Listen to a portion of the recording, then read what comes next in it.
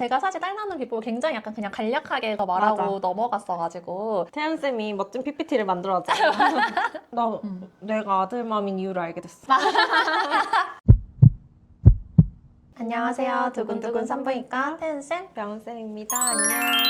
저희가 지난번에 올렸던 영상 중에 이제 임신 필승법, 저의 딸 낳는 임신 비법 이렇게 해서 영상을 만들었었는데요. 그 영상이 되게 많은 관심을 받았잖아요. 맞아요. 제가 사실 딸 낳는 비법을 굉장히 약간 그냥 간략하게 거기서 말하고 맞아. 넘어갔어가지고 조금 더 자세하게 한번 말씀을 드려보려고 해요. 태연쌤이 멋진 PPT를 만들어왔잖아.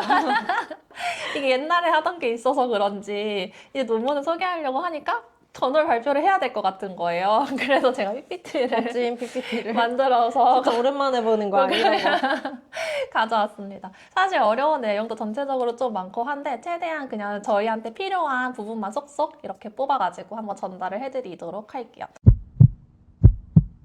논문 전체를 보면서 제가 느낀 점은 인원수가 조금 부족한 편이긴 한데 그래도 전향적 연구라고 해서 이미 일어난 일들을 그냥 후향적으로 분석만 한 게 아니라 한 7, 8년에 걸쳐서 대단하다. 한 연구긴 하더라고요. 그래서 충분히 신뢰도가 있고 이 정도면은 그래도 딸에 관심 있으신 분들은 좀 충분히 시도해 볼만 하겠다 이런 생각이 들었습니다. 그러면은 이 논문은 제가 이제 아래 링크랑 달아드리긴 할 텐데 일단은 무료 논문이더라고요. 그래서 누구든 편하게 바로 다운받아서 보실 수 있습니다. 요즘 또 챗GPT나 제미나이가 맞아. 워낙 요약을 잘 너무 정리를 해주잖아요. 잘해줘. 네네네. 일단은 남아가 있으면 여아도 원하는 부모들이 많이 있잖아요. 그래서 대부분 이 연구에 참여한 가정은 다 남아가 이미 있는 가정이었어요. 여아를 원하는. 그래서 네, 둘째로 여아를 원하는 그런 가정들이 다수였고 사실은 이제 외국 같은 경우에는 딸을 선택해서 낳을 수 있는 나라들도 있어요. 맞아요. 태국, 미국. 미국, 네네. 그래서 우리나라도 난임 치료를 받다가 보면은 PCTA라고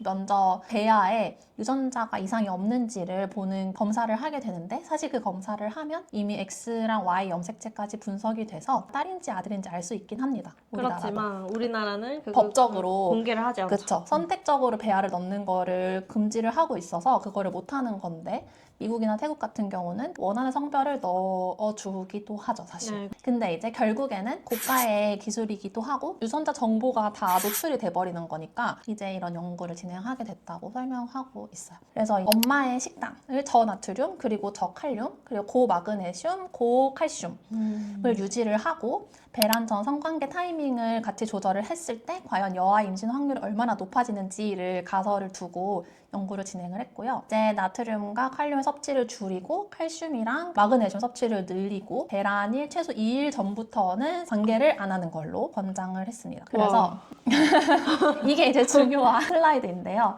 일단 첫 번째로 모든 음식을 다 소금 없이 조리를 한다는 점, 그리고 하루 최소 500g의 유제품을 충분히 섭취하는 것. 그냥 유제품에 마그네슘이 많이 들어있대요, 칼슘이랑. 그리고 감자는 칼륨 함량이 높아서 섭취량을 제한했고 나머지 뭐 빵이나 파스타 이런 것들은 자유롭게 먹을 수 있게 했다고 합니다. 그 영양제도 같이 챙겨 먹었었는데 이제 마그네슘 같은 경우에는 400에서 600mg, 칼슘은 500에서 700mg, 비타민 D는 5에서 7.5 마이크로그램을 매일매일 복용하도록 했고요. 요거는 이제 초기의 혈액 수치에 따라서 조금씩 조정은 있었다고 해요. 근데 이 식이 규칙을 언제부터 지킨 거예요? 그 뒤에 나오긴 하는데 일단은 임신 9주 전부터. 9주 전부터 임신까지. 9주 이상은 유지를 하고 임신을 하도록 이렇게 권유를 했더라고요.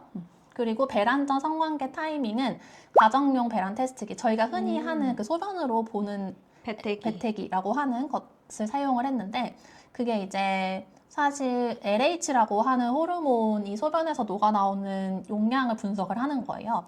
그래서 그게 배태기가 확인이 되고 1일 뒤에 배란이 발생하는 것으로 일단 간주를 하고 배란 2일 전부터는 성관계를 하지 않도록 세팅을 했습니다. 그래서 이 전체 연구에 참여한 사람이 처음에는 172명이었는데 태어난 아기는 109명의 아기였대요. 그 중에 31명은 이 앞에서 말했던 9가지를 다 지키지 못해서 거기는 이제 로스가 아웃이 됐고 총 78개의 케이스만 분석이 됐습니다. 나트륨이랑 그리고 칼슘의 농도를 어떻게 좀 정확하게 분석을 했냐에 대한 기준을 논문에 제시를 하고 있는 건데요. 혈중 나트륨은 이제 140 이하, 칼슘 농도는 0.1 mmol/L 이상이 되도록 이렇게 조절을 했고 결과를 말씀을 드리면 식단과 배란 전 성관계 타이밍을 같이 조절한 경우 둘 다 이제 만족을 해서 잘 지켰다 하는 사람들의 81%가 딸을 낳았습니다. 와, 진짜 높죠? 진짜 높다. 네, 굉장히 높은 확률로 딸을 낳을 수가 있었고 그 다음에 여기서 또 한 가지 주목을 해야 될 점은 식단만 한 사람들은 73%, 배란 시기만 조절한 사람들은 56%가 딸이었어요. 식단이 훨씬 중요한 네. 거네요. 그래서 사실은 그 두 가지의 규칙을 놓고 봤을 때에는 사실 엄마의 식단이 훨씬 더 중요한 영향을 미치는 거죠. 다이어트를 안 지켰던 사람들은 24%만 딸이었던 결과가 이렇게 나왔어요. 나 내가 아들맘인 이유를 알게 됐어.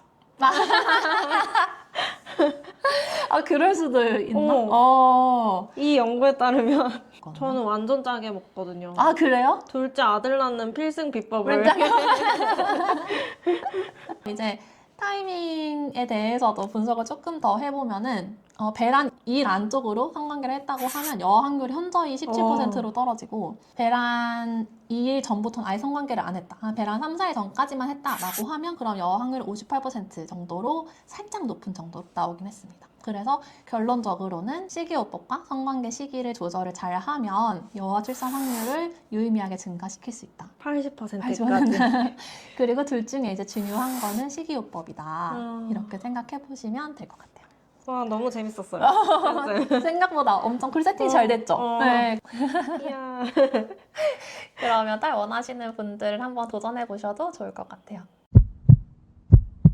아니 근데 태연쌤, 근데 아기를 너무 꼭 갖고 싶으면 사실 배란 3일 전까지만 하기가 좀 어렵잖아요. 아, 맞아. 그게 좀 딜레마 아니에요? 저도 그게 사실 제일 큰 딜레마인 것 같아요.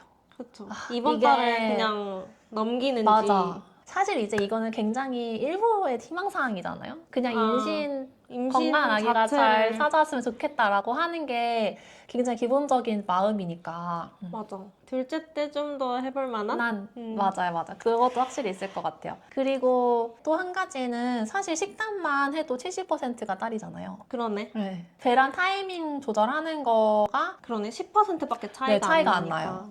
그래서 배란 타이밍 조절하는 것도 물론 확률을 높이긴 하지만 사실 식단을 하는 게 훨씬 중요할 수 중요하구나. 있다. 그 정도는 해볼 수 있죠. 네. 오늘 정보가 유익하셨다면 좋아요, 구독, 알림 설정 부탁드리고요. 저희는 다음에 또 유익한 정보로 찾아오겠습니다. 다음에 또 봐요. 안녕. 안녕.